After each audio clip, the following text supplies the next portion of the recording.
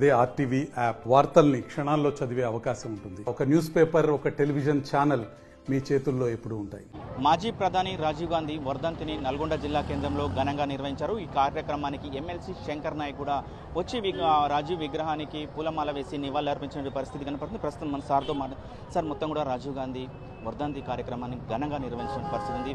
మొత్తం రాజీవ్ గాంధీ ఆశయాలు ఏ విధంగా ఉండేది, ఆయన ఆశయాలు ఇప్పటివరకు అమలయ్యాయా, ఎట్లా ఉంది?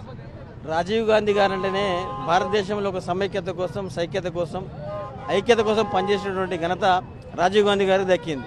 ఎందుకంటే రాజీవ్ గాంధీ గారు మీ అందరికీ తెలుసు, ప్రధానమంత్రిగా ఉన్నప్పుడు పేదవాళ్ల కోసం పనిచేసిండు. తర్వాత ఇన్ఫర్మేషన్ టెక్నాలజీ తీసుకొచ్చి ఇలా మనం వైఫై, నెట్ బ్యాంకింగ్, సెల్ ఫోన్లు ఉన్నాయంటే ఇలా కారణం రాజీవ్ గాంధీ గారే. 18 ఏళ్లకు ఓటు తెచ్చిన ఘనత రాజీవ్ గాంధీ గారిది. కాబట్టి రాజీవ్ గాంధీ గారు కాంగ్రెస్ పార్టీకి ఎన్నైనా సేవ చేసినాడు. రాజీవ్ గాంధీ గారి ఆశయ సాధన కాంగ్రెస్ పార్టీ పనిచేయాల్సిన అవసరం ఉంది. 5 ఏళ్ళు ప్రధానమంత్రిగా ఉన్నప్పుడు కూడా ఎన్నో సంస్కరణలు తీసుకొచ్చి బీద, బిక్కు, బడుగు, బలహీన వర్గాలందరికీ కూడా అండగా నిలిచి నాడే కులగణన తీసుకొచ్చిన ప్రవేశపెట్టిన ఘనత ఆయనకున్నది. మహిళా కమిషన్ బిల్లు తీసుకురావాలనే ఘనత ఆయనకున్నది, కాంగ్రెస్ పార్టీకి ఉన్నది. కాబట్టి రాజీవ్ గాంధీ గారు ఒక మచ్చలేని వ్యక్తి. కానీ భారతదేశం కోసం బలిదానమైన కుటుంబం ఎవరిదంటే గాంధీ కుటుంబం. అప్పుడు సంక్షేమ పథకాలు ఏ విధంగా అమలయ్యాయి? ముఖ్యంగా మొట్టమొదటిగా సంక్షేమ పథకాలు అప్పుడు ఎక్కువ ప్రాధాన్యత పొందిన సంక్షేమ పథకాలు ఏముండేది? ఉన్నప్పుడు పార్లమెంట్లో ఫుల్ మెజారిటీ ఉన్నది. ఆయన మహిళా బిల్ తీసుకొచ్చినాడు. ఆ తర్వాత ఇన్ఫర్మేషన్ టెక్నాలజీ తీసుకొచ్చినాడు బిల్లింగ్లో. ఆ తర్వాత 18 ఏళ్ళకు ఓటు తీసుకొచ్చినాడు. ఇట్లా ఎన్నో సంస్కరణలు తీసుకొచ్చిండు. భారతదేశంలో మన ఎల్లిన ఉద్యమంలో ఇందిరాగాంధీ గారు చేసిన దాన్ని కంటిన్యూ చేసినాడు. ఇట్లా చాలా సంక్షేమ పథకాలు తీసుకొచ్చి భారతదేశంలోనే బడుగు బలహీన వర్గాలకు దేవుడుగా అయ్యిండు రాజీవ్ గాంధీ గారు. ఎందుకంటే ఇందిరాగాంధీ తర్వాత రాజీవ్ గాంధీ గారు చాలా పెద్ద పేరు సంపాదించుకున్నాడు. పార్లమెంట్లో ఉత్తమ పార్లమెంటేరియన్ కూడా పేరు తెచ్చింది ఆయనకు. తర్వాత దేశ విదేశాల్లో కూడా చాలామంది ఆయన గౌరవించారు. భారతదేశంలో రాజీవ్ గాంధీ గారు అంటే ఒక ఎనలేని కీర్తి ప్రతిష్టలు ఉండేవి.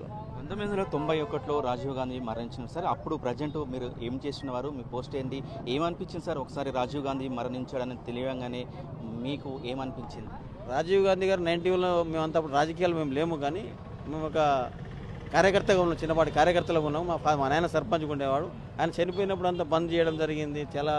చాలామంది ఏడవడం జరిగింది. రాజీవ్ గాంధీ గారు లేని లోటు అని చాలా కనపడ్డది ఆ రోజులలో. ఎందుకంటే మీ నాన్న సర్పంచ్ ఉన్నాను, గ్రామంలో ఎట్లాంటి అభివృద్ధి జరిగేది, మీ నాన్న ఏ విధంగా ఫీల్ అయ్యింది? అంటే మీరు చూస్తుంటారు కదా, మీ డాడీ ఫీలింగ్ ఎట్లా ఉండేది సార్? జవహర్ రోజ్గార్ స్కీమ్ తెచ్చినప్పట్లో రాజీవ్ గాంధీ గారు మర్చిపోయినది. గ్రామాలు అభివృద్ధి చేయాలి, పల్లెలన్నీ అభివృద్ధి చేయాలనే ఉద్దేశంతో జవహర్ రోజ్గార్ ఒక స్కీమ్ తీసుకొచ్చినాడు. జవహర్ నవోదయ స్కూల్స్ తీసుకొచ్చినాడు ఆయన ఆ రోజులలో. జవహర్ రోజ్గార్ ఒక స్కీమ్ తీసుకొస్తే ఈ ఊళ్ళలో డ్రైన్స్ కానీ, తర్వాత గ్రామాలలో ఇళ్ళు కానీ ఇవన్నీ కట్టడం చాలా జరిగింది. ఆ రోజుల్లో మంచి మంచి పథకాలు తీసుకొచ్చిండు రాజీవ్ గాంధీ గారు. ఇప్పుడు ఎట్లా ఉంది సార్ కాంగ్రెస్ ప్రభుత్వం? ఇప్పుడు చాలా మంచిగా ఉంది కాంగ్రెస్ ప్రభుత్వం. ప్రజలందరూ చాలా సంతోషంగా ఉన్నారు. ఎందుకు తెలిసిన మీకు, గత బీఆర్ఎస్ పోల్చుకుంటామంటే ఇవాళ 10 ఏళ్లలో కాంగ్రెస్ పార్టీ చాలా ప్రజలకు ముందు ఉంటుంది. ప్రజాప్రభుత్వం ఇది. ప్రజలందరూ స్వేచ్ఛగా ఉన్నారు. ఇలా భూభారత చట్టం తీసుకొచ్చినాం, సన్నబియ్యం తీసుకొచ్చినాం, బస్ ఫ్రీ తీసుకొచ్చినాం, రాజీవ్ ఆరోగ్యశ్రీ 10 లక్షలు చేసినాం, 500కే గ్యాస్ ఇచ్చినాం, 200 యూనిట్లు కరెంట్ ఫ్రీ ఇచ్చినాం. ఆ తర్వాత కులగణన చేసినాం, వర్గీకరణ చేసినాం. ఎన్నో సంవత్సరాల సమస్యలు పేరుకుపోయినా కూడా సంవత్సరంలో చేసి పూర్తి చేసి చూపించింది ఇలా కాంగ్రెస్ పార్టీ. చివరిసారిగా కాళేశ్వరం ప్రాజెక్టుపై కూడా మాజీ ముఖ్యమంత్రి కేసీఆర్ కూడా నోటీసులు జారీ చేసిన పరిస్థితి ఏం చెప్తారు? అది నా పరిధిలోది కాదు, కానీ కేసీఆర్ పరిధిలో నేను లేను. కానీ నేను చెప్పేది ఒకటే, తప్పు చేసినప్పుడైనా శిక్ష అనుభవించాల్సిందే. ఎందుకంటే కాళేశ్వరం 1,70,000 కోట్లు పెట్టి కడితే అది 6 నెలలకు కూలిపోయింది.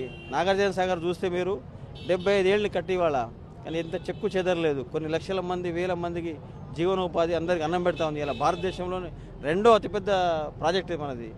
కట్టడాలు ఎట్లున్నాయంటే కాంగ్రెస్ ప్రభుత్వంలో ఒక నీతి, నిజాయితీ, ధర్మం ఉంటుంది. అంటే మీరు కాళేశ్వరం చూస్తే దాన్ని పోలిస్తే ఎంత అవినీతి ఉన్నదో దాంట్లో చూడండి మీరు. అది కాంగ్రెస్ పార్టీ అంటే నీతి, అవినీతి లేకుండా పరిపాలన చేస్తుంది, ప్రజల కోసం పనిచేస్తుంది. ముఖ్యంగా కూడా యువతకు రాజీవ్ గాంధీ ఆశయాలు సాధించాలన్న ఉద్దేశంతో వాళ్ళకి ఏం సూచనలు ఇవ్వబోతున్నారు ఇప్పుడున్న యువతకు? ఇప్పుడు యువత అంతా కూడా కాంగ్రెస్ పార్టీని ఫాలో అయితే మంచిది. ఎందుకంటే మీరు యువత అంతా చూస్తూ ఉన్నారు. గత 10 ఏళ్లలో బీఆర్ఎస్ ప్రభుత్వం వస్తే ఒక నోటిఫికేషన్ ఇవ్వలేదు. ఇవాళ 50,000 ఉద్యోగాలు ఇచ్చింది. ఇలా వర్గీకరణ చేసినాం, కొన్ని నోటిఫికేషన్ ఆపారు. ఎందుకంటే ఇది కూడా అందులో వర్గీకరణ అమలు కావాలని. రిజర్వేషన్ గిరిజనులకు 10% ఇచ్చారు, అది కూడా అమలు కావాలని చెప్పి కొన్ని నోటిఫికేషన్ బంద్ చేశారు. 10 ఏళ్ళలో ఒక నోటిఫికేషన్ ఇవ్వాలి. ఇలా కాంగ్రెస్ ప్రభుత్వం వచ్చిన 50,000 ఉద్యోగాలు ఇచ్చారు. కాబట్టి యువత అంతా కాంగ్రెస్ పార్టీ ఫాలో అవ్వాలంటున్నా.